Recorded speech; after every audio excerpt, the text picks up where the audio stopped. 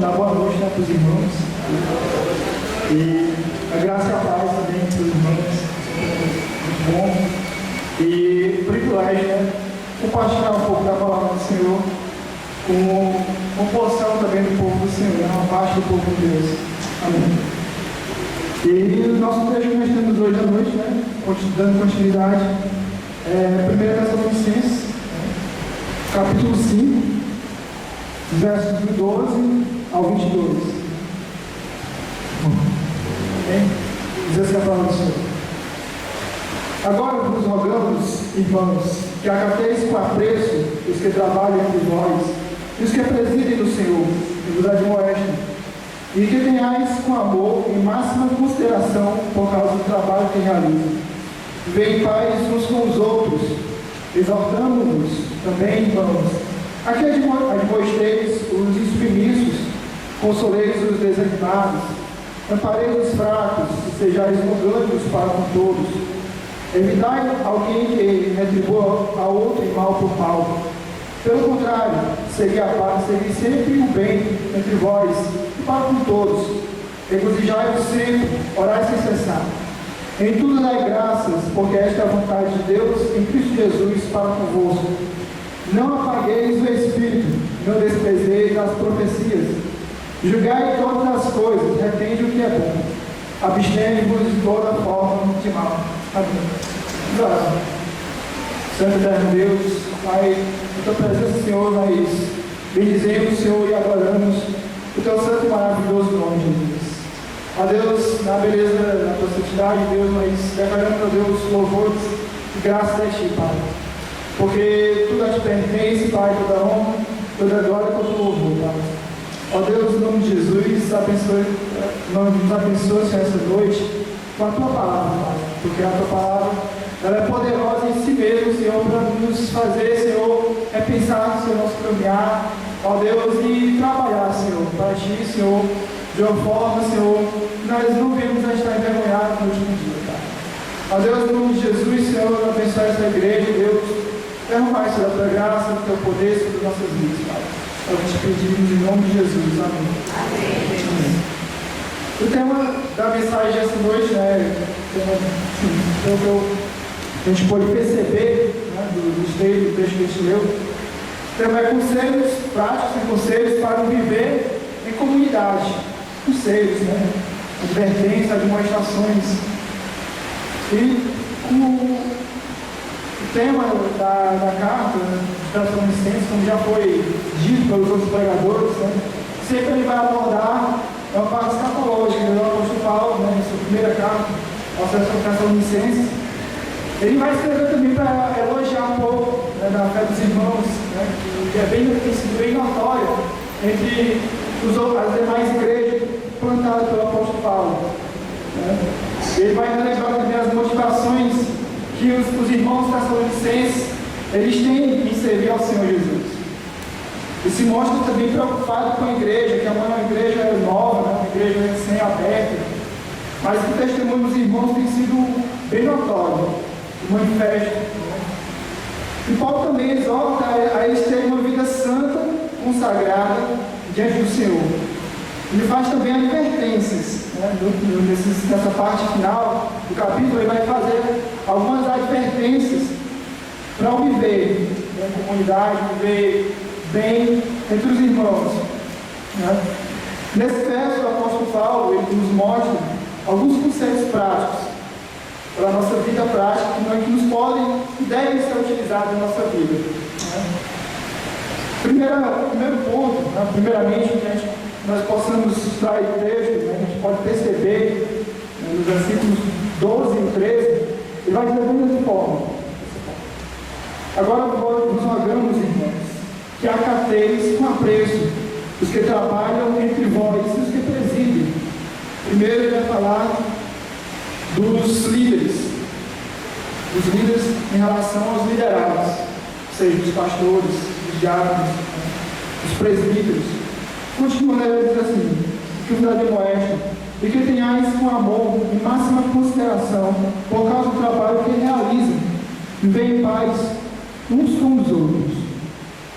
O apreço da igreja dos irmãos, para os liderados, que a liderança do pastor deve ser um proceder que a igreja deve ter para com ele, como um líder posto por Deus, como um homem que vai velar pela sua igreja, que vai orar por ela, vai conduzir a igreja no caminho que deve trilhar, deve orientar, disciplinar, ensinar.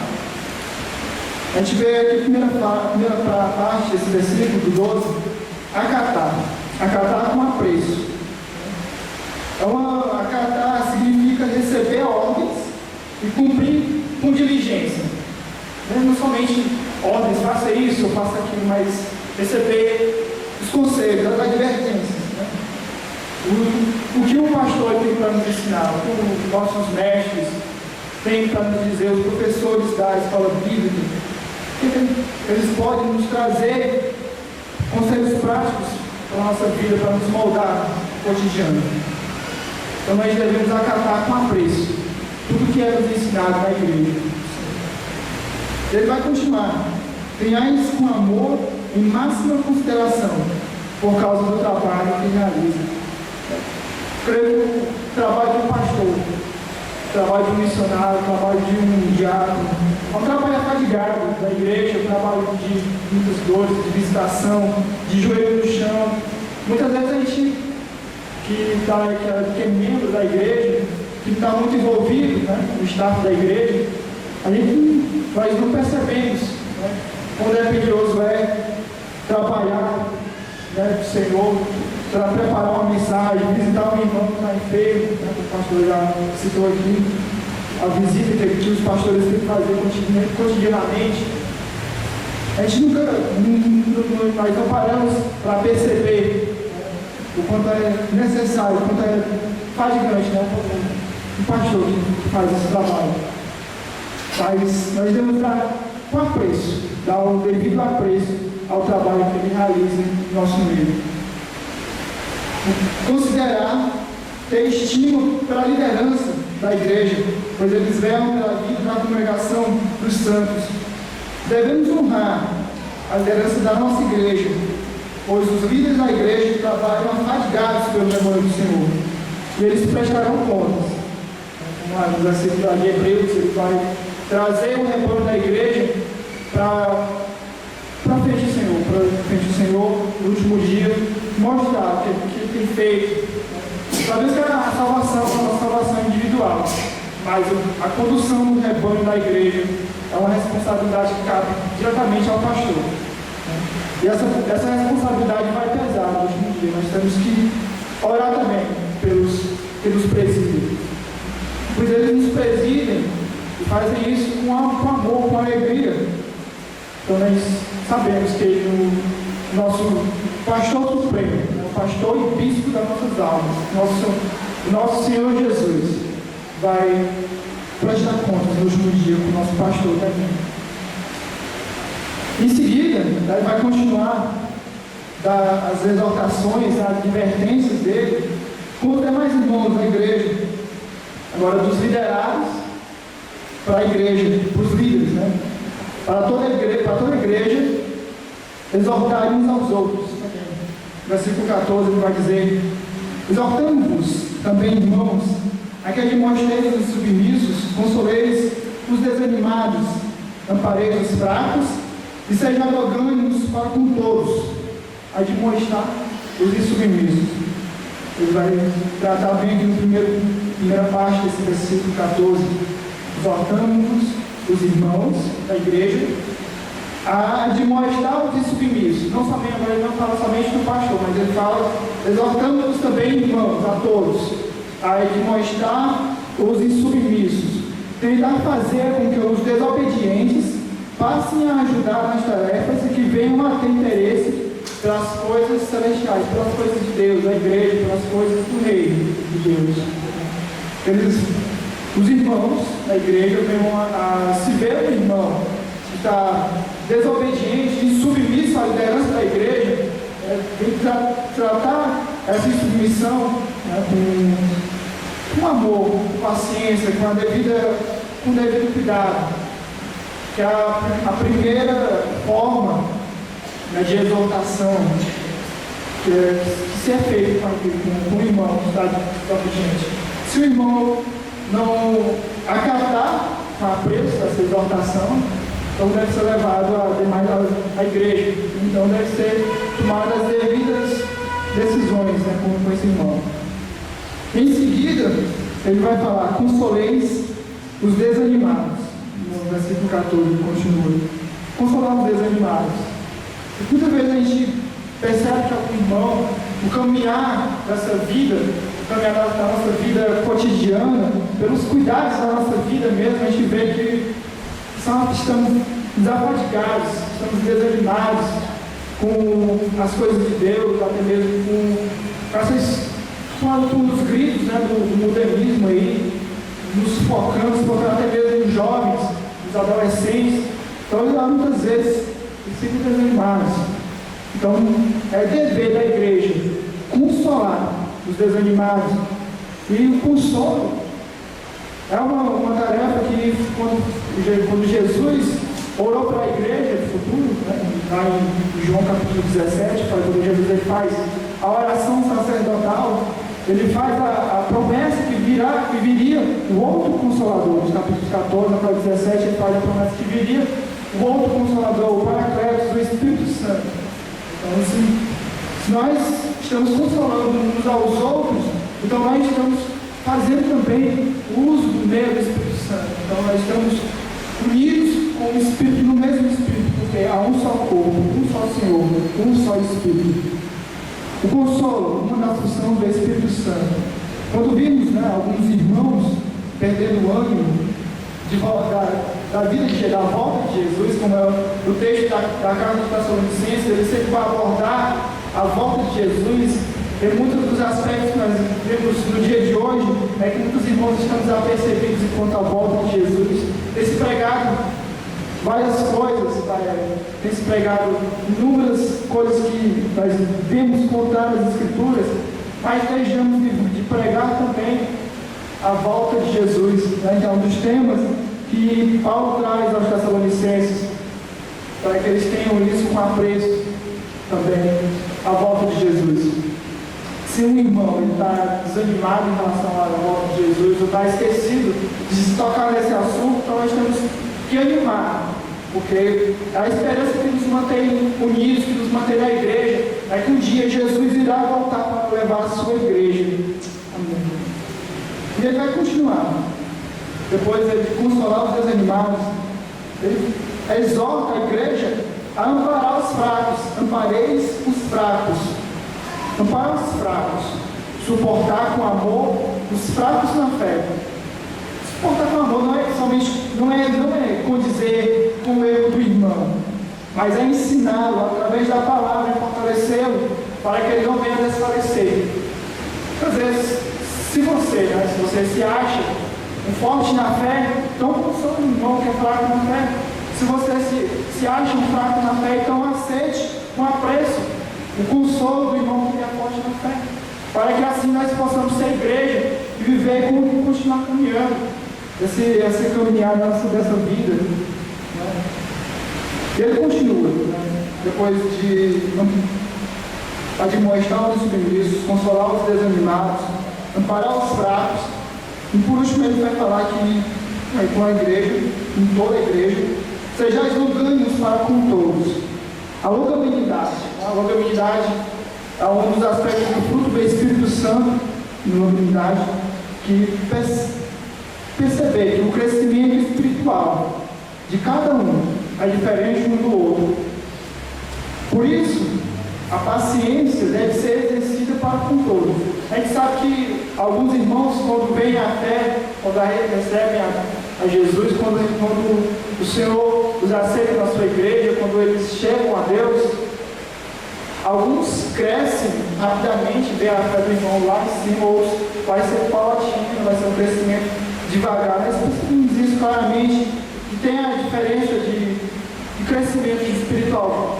Isso é fato, é óbvio. Então, toda a igreja, ela deve estar ciente disso, de ser longânimo para com todos, que o crescimento espiritual de cada um é diferente. Então, devemos saber que estamos numa comunidade, então se um vai crescer devagar, nós devemos esperar pelo outro, para que ele aprenda da mesma forma que eu aprendi. E assim, vemos a ser uma igreja sadia, com os conselhos do apóstolo Paulo para essa igreja de Tessalonicenses. Depois, ali, nos versículo 15, ele vai continuar falando no outro ponto, né? Uma igreja com irmãos pacificadores. Ele vai falar no versículo 15: evitar que alguém retribua a outro em mal por mal. Pelo contrário, segui sempre o bem entre vós e para com todos. Entre vós, digamos no versículo, entre vós e para com todos. Entre a igreja e toda a comunidade. Quando a gente nos reporta esse versículo, a igreja primitiva, a igreja lá de Atos, capítulo 2, e o conhecimento dela era notório em toda a comunidade, e eles caíram nessa partida de todo o povo. E a gente vê também que retribuir a outro mal por mal é contar a palavra de Deus.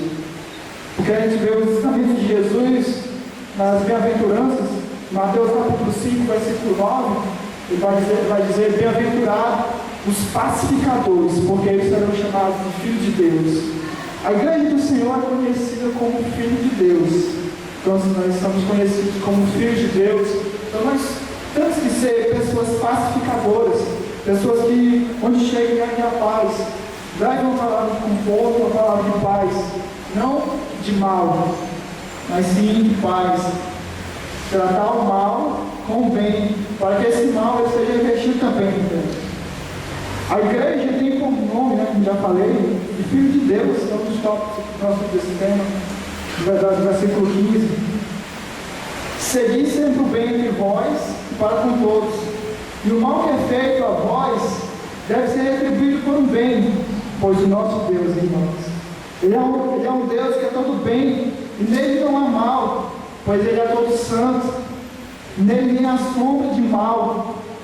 Ele é um Deus que é puro, santo, grande, tremendo no nosso meio. A nossa mente humana e pecaminosa, caída, não consegue, às vezes, nem compreender a santidade, a pureza do caráter de Deus.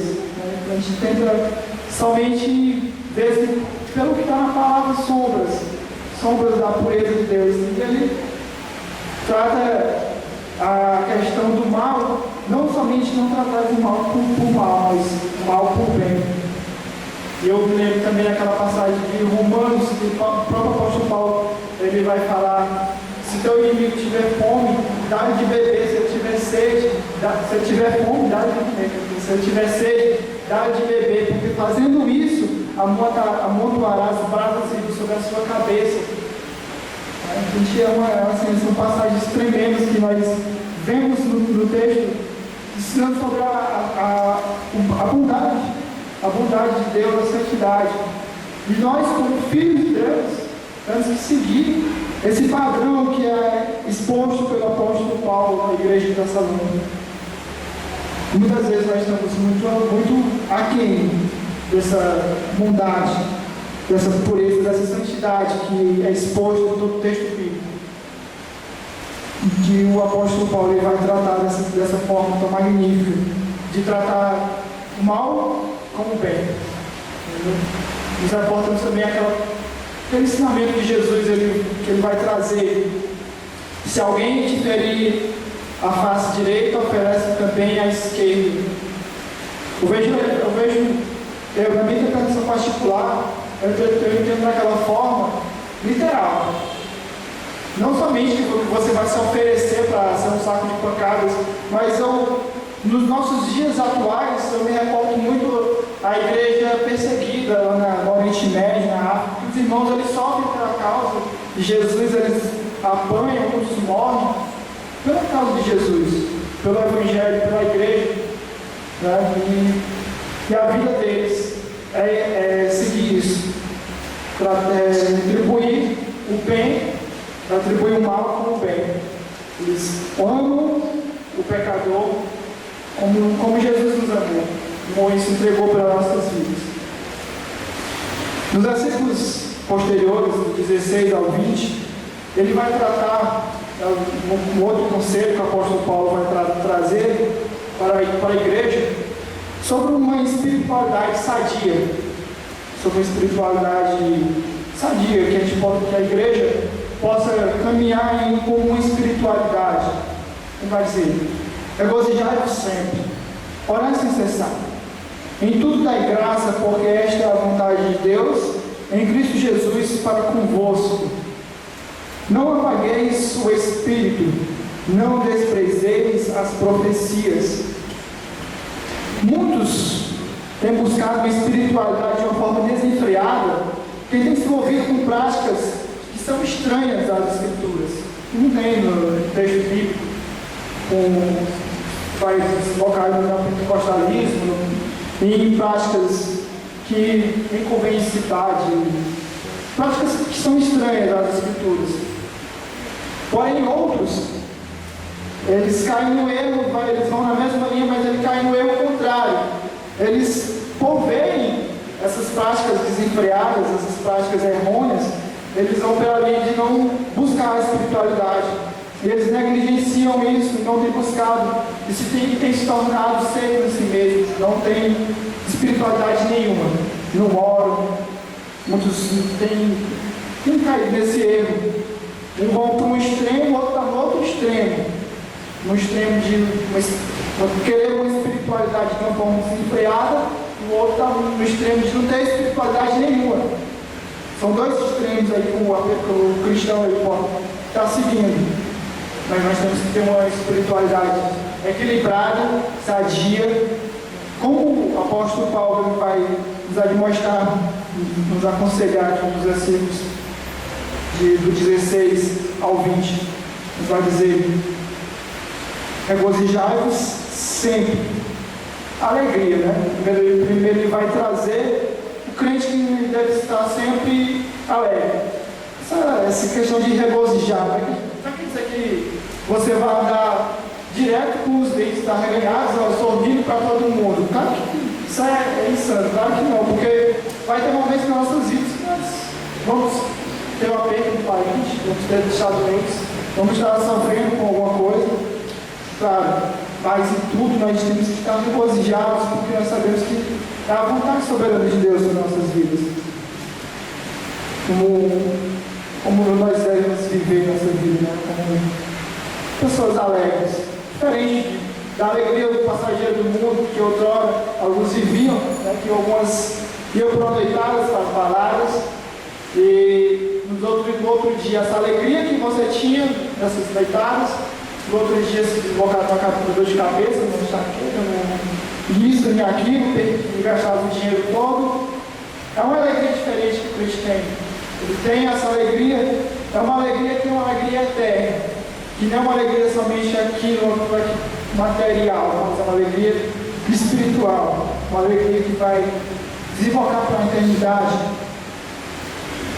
O versículo que eu coloquei aqui, mas ele fora do contexto agora, mas vale a pena citá-lo, porque como a questão da alegria, quando eu falei que há momentos você vai estar triste, mas o versículo lá em Salmos, capítulo 30, versículo 5, a parte B, ele vai falar que o choro, ele pode durar uma noite, mas a alegria, ela vem ao amanhecer.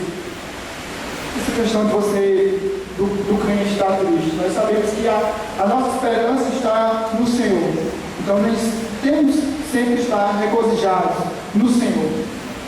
E ele vai continuar a nos aconselhar, o apóstolo Paulo. No versículo 17, ele vai dizer: orai sem cessar. Estar em todo tempo no Espírito orando, ou persistir na oração, é dever de todo crente, dever de todo cristão. Orar, se você vai trabalhar, você ora, se você vai dormir, você ora, se você vai estudar, você ora agradecendo a Deus por tudo. Porque temos que constantemente estarmos orando em espírito. Mas um grande questionamento que nos vem, essa questão de orar, mas por que devo orar? Se Deus já sabe o que eu preciso, o que eu vou pedir. Antes que a palavra venha na minha boca, Ele já sabe. Ele já conhece tudo. Irmãos, é uma das peças que eu tenho dessa questão. Deus, Ele tem várias formas de manifestar a sua vontade. Através da sua palavra, através da pregação, através de conselho, através de várias formas. Mas nós temos apenas uma. Temos que nos achegar a Deus através da súplica, da oração. Estamos constantemente ligados com Deus, em oração, unidos com o nosso Pai, pois Ele, ao que Ele pede, nós continuamos a orar constantemente. E Ele vai continuar a nos aconselhar, o apóstolo Paulo, no versículo 18, Ele vai dizer: em tudo dai graças, porque esta é a vontade de Deus. Versículo 18, em tudo dai graças, porque esta é a vontade de Deus.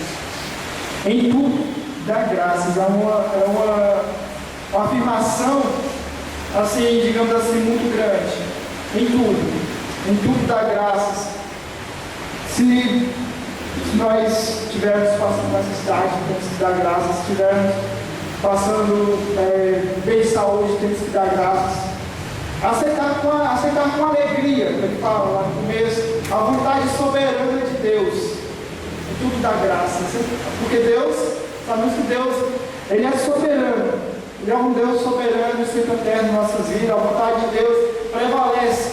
Ela prevalece mais do que a minha, do que a sua vontade, do que a vontade do presidente, do que a vontade da presidente, no caso de questão. A vontade de Deus, ela é soberana sobre tudo. Então, de tudo dá graças. Mas essa questão de tudo dar graças, ela não vai somente acarretar para nossas vidas um comodismo. Claro que nós temos que trabalhar, porque Deus, nós vamos dar graças a Deus pela nossa saúde. Ele vai nos dar saúde para trabalhar, nós vamos dar graças a Deus pelo nosso trabalho, para sustentarmos as nossas famílias. Temos que em tudo temos que dar graças, tudo. Mas se tivermos pouco contrário, se não tivermos saúde, tudo, continuaremos a dar graças a Deus e pedir súplica para que Ele venha nos assistir e estar presente nas nossas vidas, pois foi a promessa que Ele fez, que todos os dias, até a consumação do século, Ele estaria conosco. Ele vai continuar a nos aconselhar no versículo 19, sobre até uma espiritualidade sadia.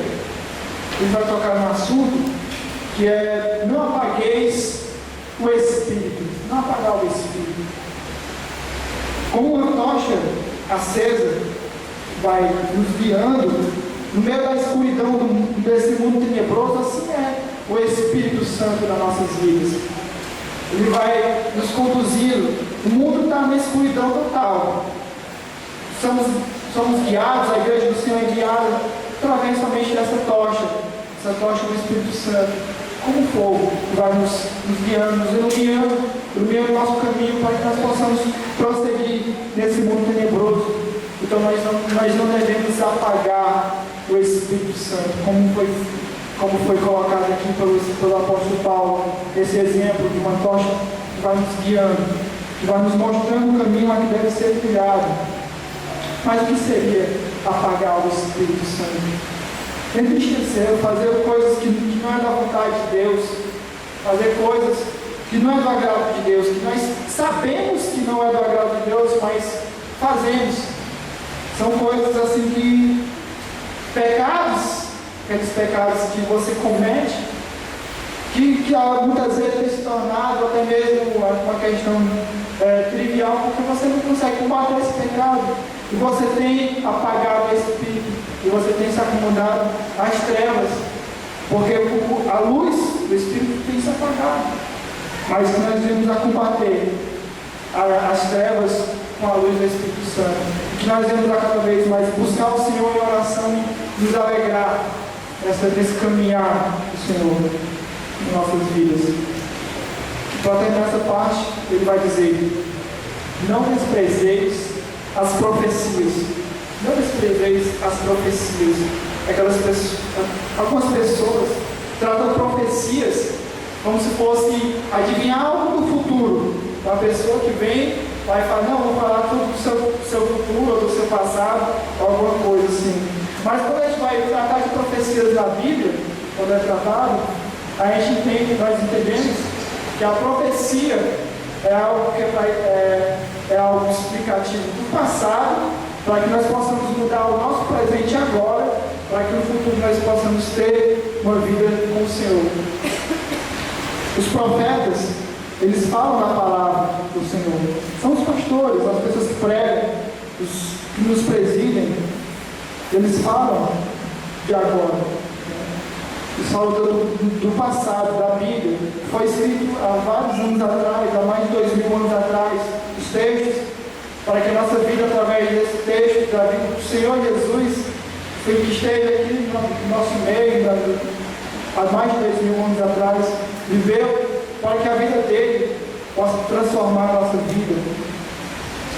E no final, para encerrar, nos últimos versículos, 21 e 22, ele vai tratar para que nós não nos amoldar a qualquer prática mundana.